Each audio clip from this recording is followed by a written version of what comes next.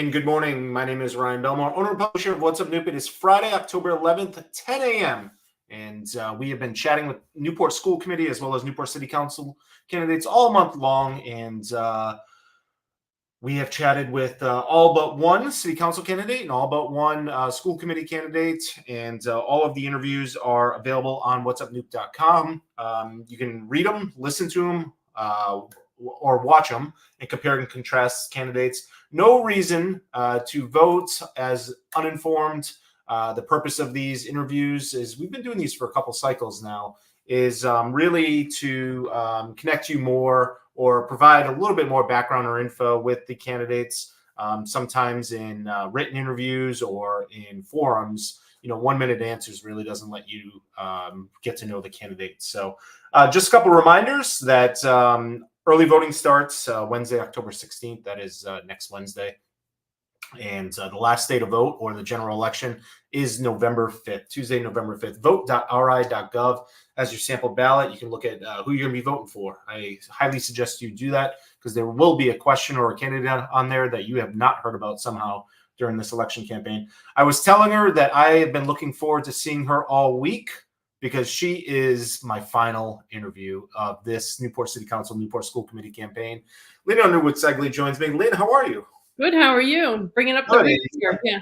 Yes, you get me on a Friday, and I'm all excited to send out. I'm starting to draft up my email of here's all of our conversations. Mm-hmm. Now it's your turn to do the homework. Yeah. How has campaigning been going? Well, it's been going fine. I have had a lot of flyers going out. I've had friends send postcards supporting me. I've been going door to door. I had a really good kickoff fundraiser. So I feel as though things are very positive. It's funny when you just said that the 1 minute answers at those forums, I'm not good at those forums. I mean, I got to say, it's like, okay, now speak, and then all of a sudden it's like, okay, now stop. It's very, it's disjointed and difficult. So yeah, I prefer this. I think I learned about it watching the presidential debates over the last couple of cycles is, you can watch them go back and forth. Mm-hmm. They all have their structured answer. They know exactly what the questions are coming. And if you are any good at anything, you know what questions are going to be asked. And I'd rather watch a 30-minute interview with each candidate and really get to dive in. One of the things to clear right from the start is you are currently an at-large counselor, and you have made a decision to run for second ward, a position you previously had for those who haven't been paying attention. How did that decision come into play? Well, I knew that Charlie Holder was interested in going at large, and I enjoy being an at-large counselor. I mean, don't get me wrong, but I was really a lot happier when I was a ward counselor. I felt as though I had more focus on constituent issues. I feel as though my strength is working with the residents and the staff to try to resolve problems. And, it's kind of, when you're on the council, you're dealing with a lot of issues and a lot of like widespread city issues, even as a ward counselor. So you have that additional responsibility of the ward. So it's I enjoy the one-on-one. I like helping people with their problems and trying to fix them. Sometimes I can and sometimes I can't. So what goes into the decision, into your decision making to continue to run, to continue to serve on city council? And how long have you been doing this? This is I've been on for 10 years. Okay. And I've decided to do this one more time. I think that I wanted to do it one more time. I felt as though the city needs some experienced counselors on the stage there. It's just I think that we bring a breadth of experience and knowledge that is needed. So that's why I'm running again. how do you summarize this current term that you're in? What are some of the successes? What are some of the opportunities? I didn't hear the first part of your How question. do you summarize up the current term that you're in? What are some of successes, opportunities, things you would like to have seen different, or what you're proud of? Well, I'm really happy with how we've worked with the State House. I'm really happy that we hired this lobbyist. It's something that I had been wanting to do for a long time, and I sort of got pushed off and was not supported. And I always felt as though we needed to have that extra voice up at the State House. And I I think that it's working for us. I believe that we're going to have to put in some legislation next year in order to keep the conversation going with people in the state who really don't understand Newport. I think our legislators do a good job, but it's not enough. And so people up there need to understand that Newport has its needs and that we're not all rich down here. And it's so that's one of the things that I'm very, very happy about. The other thing, we've been working a lot on housing, and we've had our differences on how to get that housing. But we all have the goal of having more workforce housing. This last one with the short-term rentals and banning them in the commercial district, I just didn't agree that it would bring the type of housing that we need. So, we're always looking at other strategies, other ways of doing it. I mean, it's something that we have to do, and people have to be able to afford to live here. And my goal is always, public safety, affordability. So those are the things that I think that we've been pretty successful in starting the conversation and people understanding where we need to go. What conversations would you like to see continued or actions taken during the next council? Well, 2 years go by very, very, very fast. So, and nothing happens very, very fast.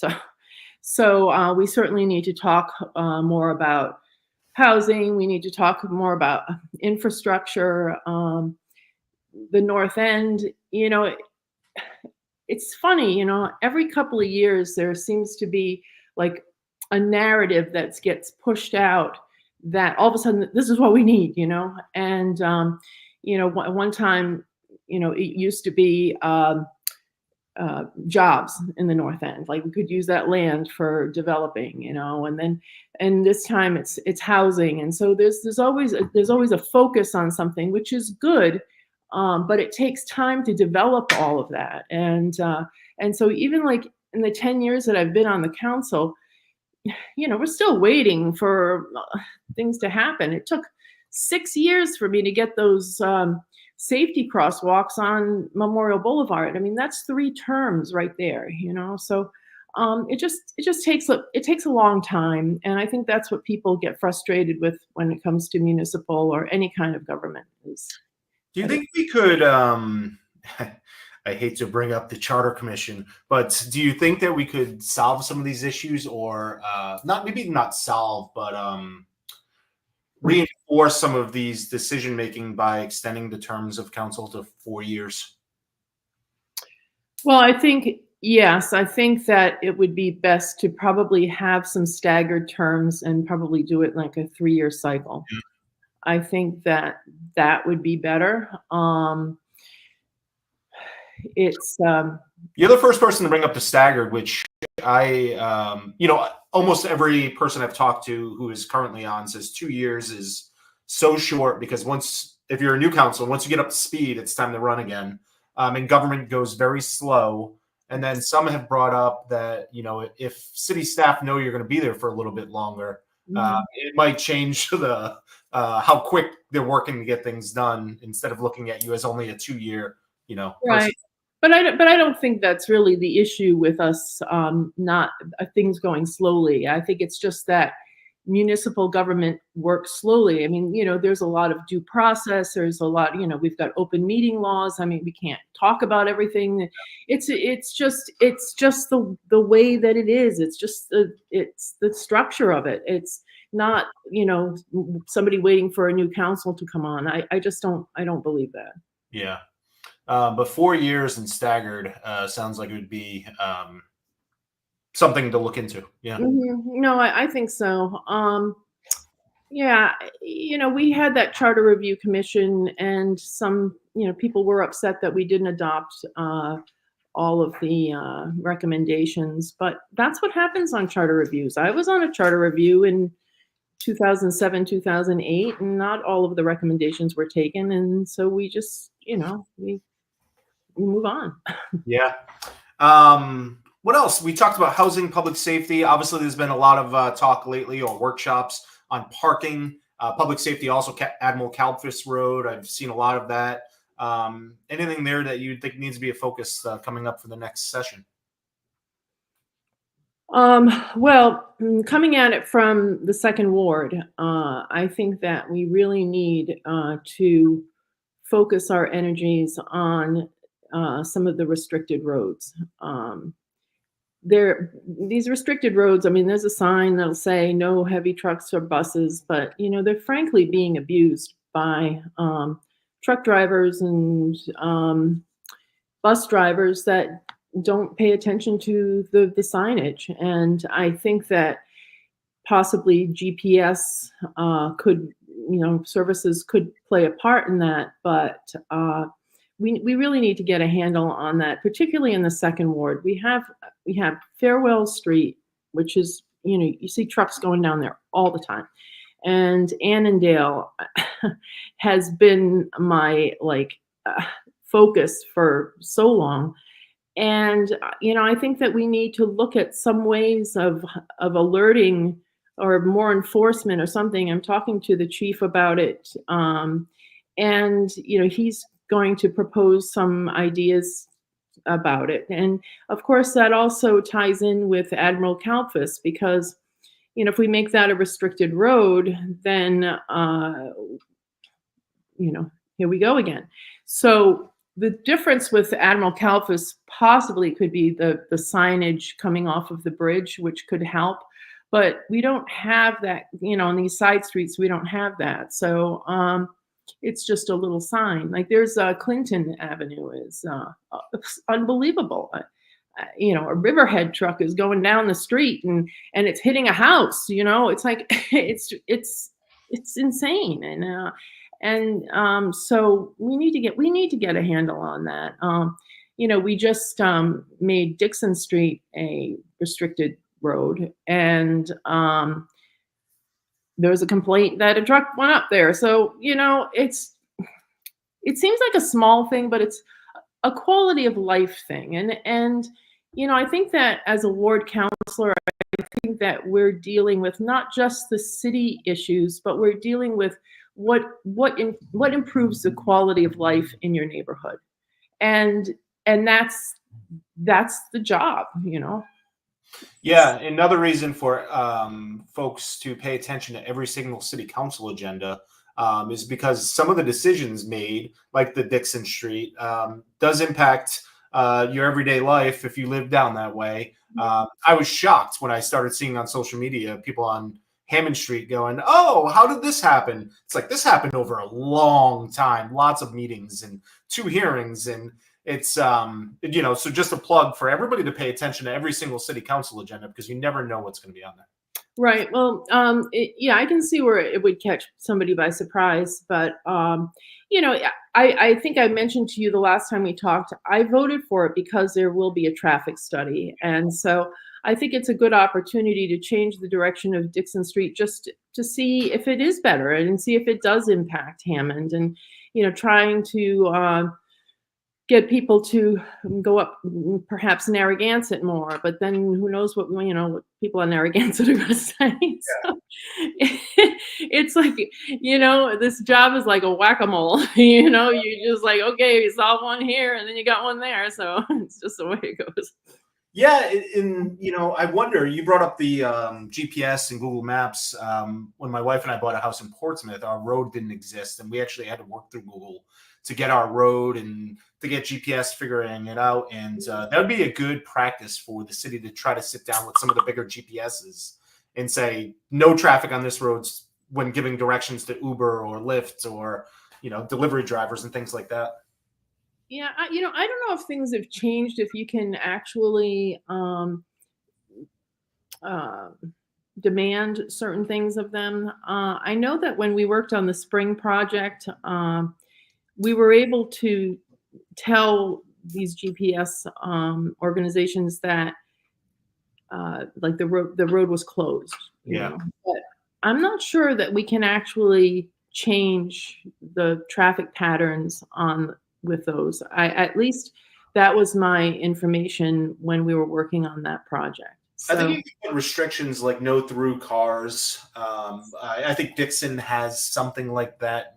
Only no through traffic or something. I think you could put those in there somehow. But yeah, yeah. Well, I don't know. You know, people are going to go the way they're going to go, and the only thing that's going to be is enforcement. And I'm not so much worried about the cars as I am about the buses and the trucks. I mean, those are the things that, I mean, they're heavy and they do a lot of damage to the roads, and Annandale, for instance, and Farewell are not equipped to be carrying that kind of load. I felt like you brought up the spring project, and I felt like you were a champion and very patient and supportive of that project for so long.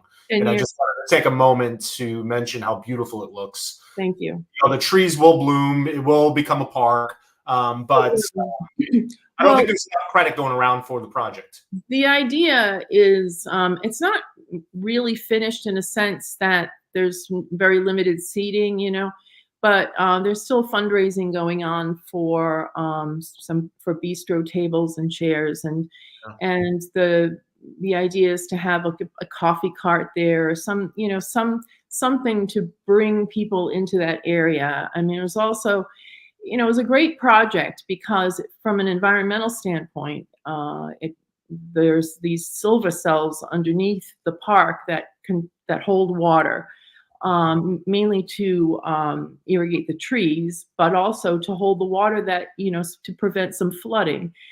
And also, it the gas station, I loved coffees. Okay. I was there all the time. I love Neil Coffee, and it was like the center of the universe, but he retired, and some things have to change.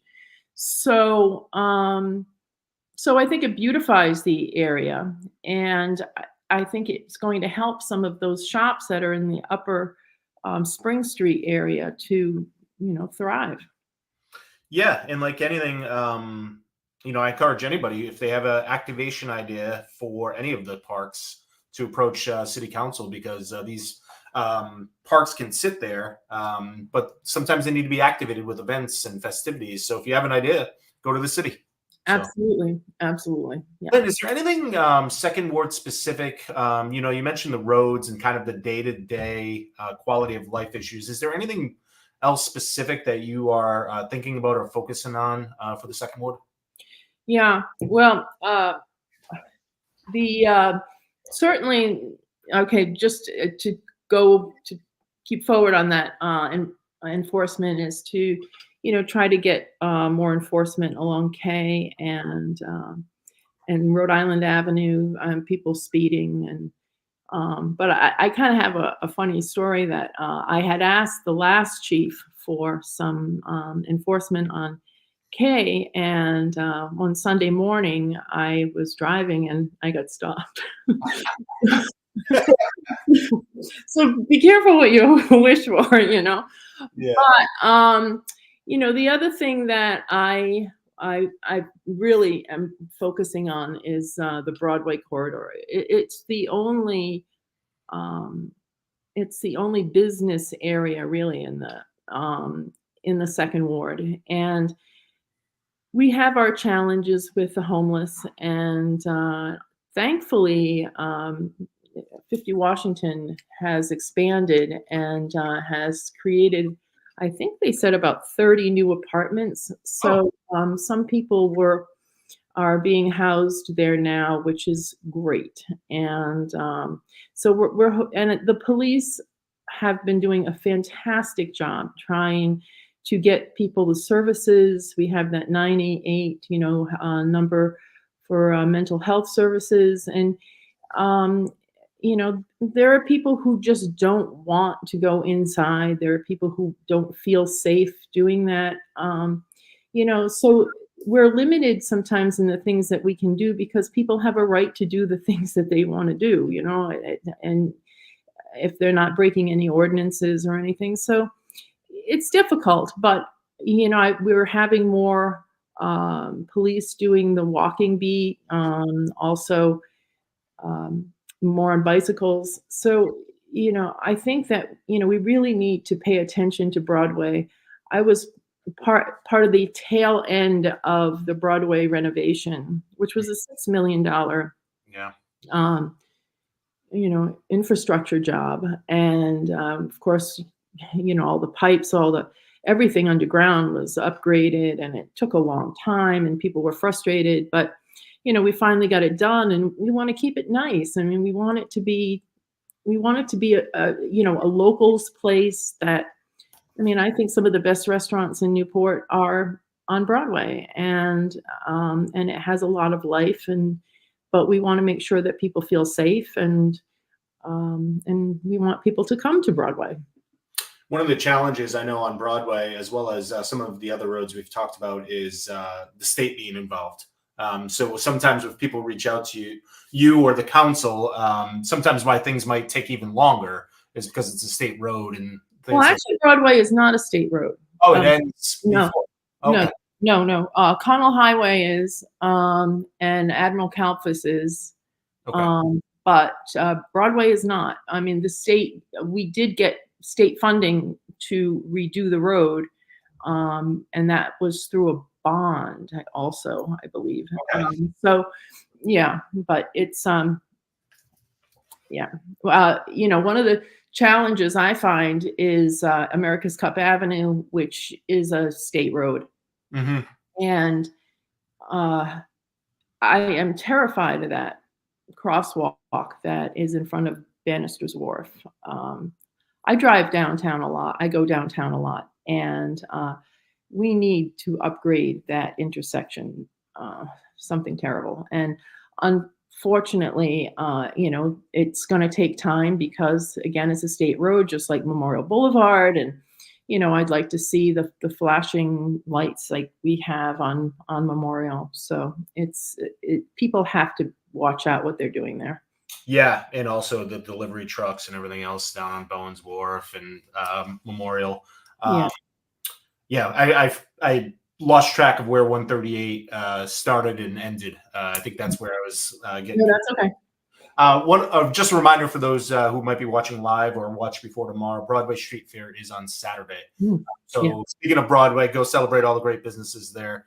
11:30 to 8, I believe, is it goes all day long. It's going to go the lower part of Broadway into Washington Square will be used in the evening, and there'll be lots of bands, and it's going to be great, and lots of new vendors.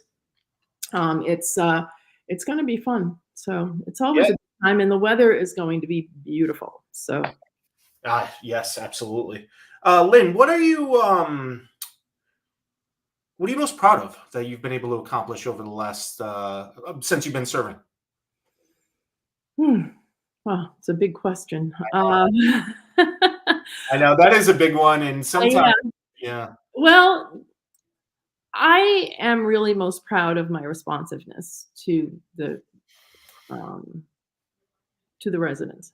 I feel that it's my responsibility. I try to answer every email, every phone call. I'm really most proud of the fact that I am able to do that, and that after 10 years, I still do, and I'm, I think that that's my strength, and frankly, is my responsiveness. And I think that I try to look at both sides of an issue. I try to be fair. I try to have some, like, I think some common sense on the council. Some people have told me that, so I don't know. It's like it's not really one project in particular. It's a lot of different things. I mean, we're talking about, kicking the can down the road and everything. And we have put so much money, infrastructure money into the city over, I mean, since I've been on the council,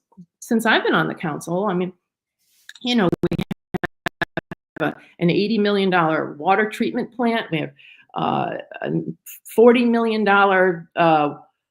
wastewater treatment. We've done Sheffield School as an incubator for jobs. We've Salve Regina and the city partnered to improve Topa Field.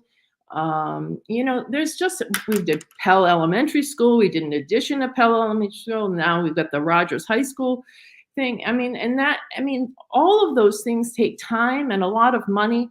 The Armory is another one, just condoing that building and has taken, some of the money, has added money to the tax rolls of some of these things. So, I mean, these are important things that we've done that, I feel that sometimes it gets swept under the rug because, we have $500 million worth. Yes, we do have infrastructure issues because we are an old city. And, when a consultant comes to you and says, well, that's going to cost $32 million to fix the beach. Well, where are we going to get that? It's it's not as if we can just go into the coffers and pay that money. We can't. So it's very challenging, but you can't deny all of the things that we have done. The fireboat, I mean, that was a huge grant and a contribution, and that was very controversial at the time. So those are all things that I'm extremely proud of. And it's the $6 million in the fixing up the transportation center, the gateway, the aquarium, and just there's so much, and it all takes time and it all takes money. Speaking of money, any thoughts on the question number 6, the $98.5 million question in Newport? Oh, I'm supporting that bond. I think that there are some projects on there that are extremely important. That it's just as I said, where are we going to come up with the $32 million for the beach? This is how we do it. This is how to do it. So we have the bulkhead at Parati Park, which needs to be fixed. Certainly, we have the beach issue. And I mean, I hate to say it, but we have Rogers High School. I mean, we have to finish Rogers High School, and there's a lot of blame that goes around, and people. But really and truly, the problem is twofold. I believe that we usually lowball a bond for a school, and not only that.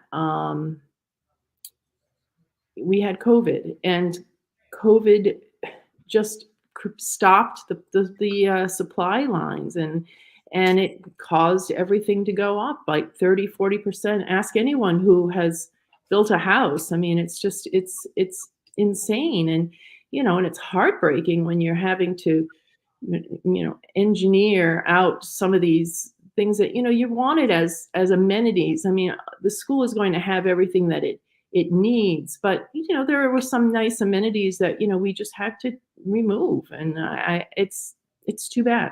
So we're doing the best we can on it, but we need to finish the school, and I think that the bond is the way to do it. Now, there are two contingencies that we could possibly benefit from. So, but unfortunately, we can't recoup those contingencies until the school is finished. So the money that goes out to finish the school could possibly come, some of it could come back into the city's coffers, because we don't have to use those contingencies. So we're not in really bad shape with Rogers, but we are going to have to, put more money into it.